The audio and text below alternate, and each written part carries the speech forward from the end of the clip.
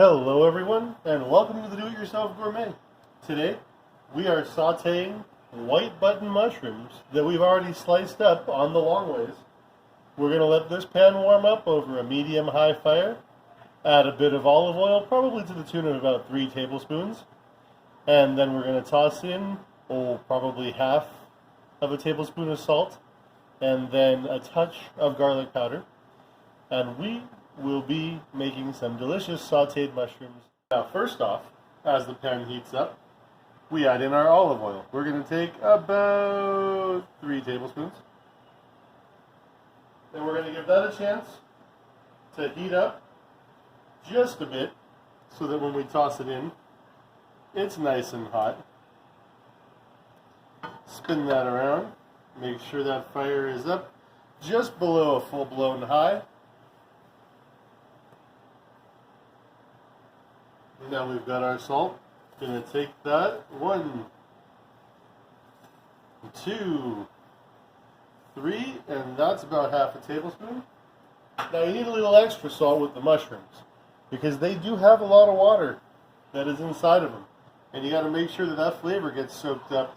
And salt crystals are just about the thing to do it, unless you're using herbs or have otherwise limited yourself on the salt, which in that case, go by those guidelines. Here we are. This is getting nice and warmed up, as we heard with the sizzling sound. We're going to toss these in, and we're going to reduce them for a good while. This is probably about 6 to 8 ounces of mushrooms. We're going to spin this around. One of the important parts is making sure that you get it all coated before you really start cooking it down. Otherwise, only one side will really have any of the oil on it for when it starts to reduce.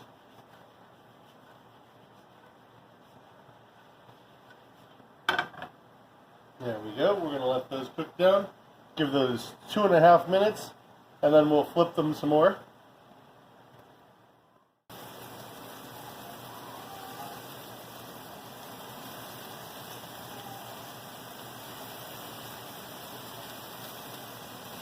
Alright, this is the 2-minute mark. We're going to flip them around right then. That has a nice toasty bit on one end, and we're going to keep working that water out of them as it goes. There we go. They will shrink down as it cooks. Do take care and be attentive. They're going to need a little bit of cooking on one side, a little bit of cooking on the other. Don't toss them around too much, otherwise they'll bruise up. But this is how you keep the mushroom sear in while getting the flavor out when you're cooking a whole big pan full of mushrooms. Now it works the same for smaller amounts as well. It just happens to cook faster.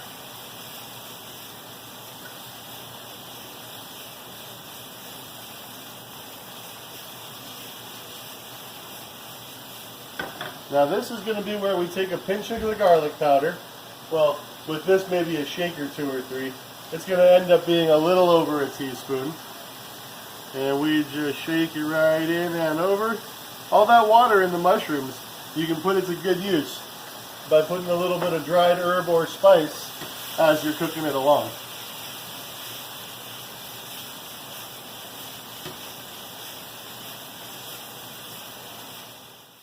Thank you.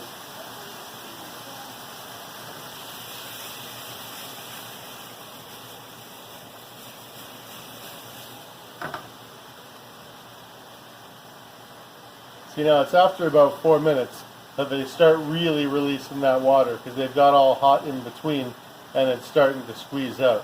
Mushrooms are kind of like a sponge like that.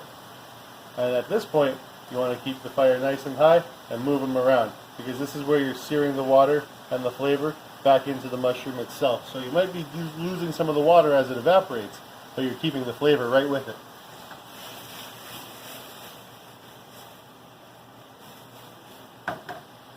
Now one little trick along the way, while it's cooking out, you gently can spread the mushrooms around the pan, so that way it helps them all cook a little more evenly and they're not layered on top of one another.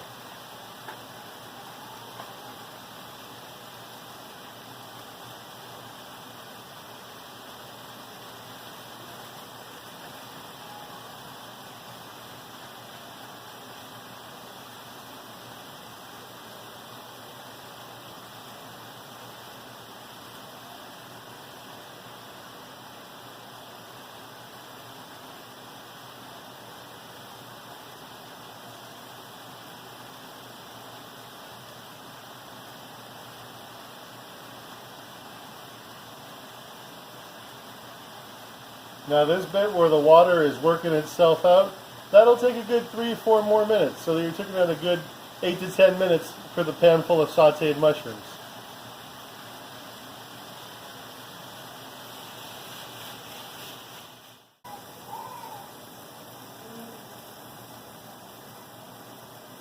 Now this right here is about what we'd like to call par cooked. If you're going to put them in any other dish, this would be the time that you take them off the fire, store them for getting ready for that dish. Otherwise, if you're going to finish them to completion, then you're going to definitely want to get them a little more crispy, spin them around more. But right here, at this point, after about 8 to 9 minutes, this is where you take it off so that they're ready to be used wherever else you might prefer. Such as pizzas, well, not really pizzas, because pizzas you cook them straight on, unless you're doing it in the sauce. Speaking of which, sometimes if you're making a quick sauce, you can toss these in and it helps the sauce along as well. Now these, they're almost crispy and done. We're going to give them another 2 minutes and then we're going to take them off the fire and enjoy them.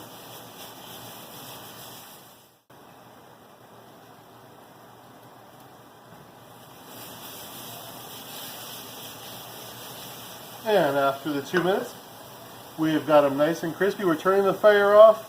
Now you can deglaze it with balsamic if you like, or you can add black pepper or anything else in the last minute while it's resting with the carryover cooking.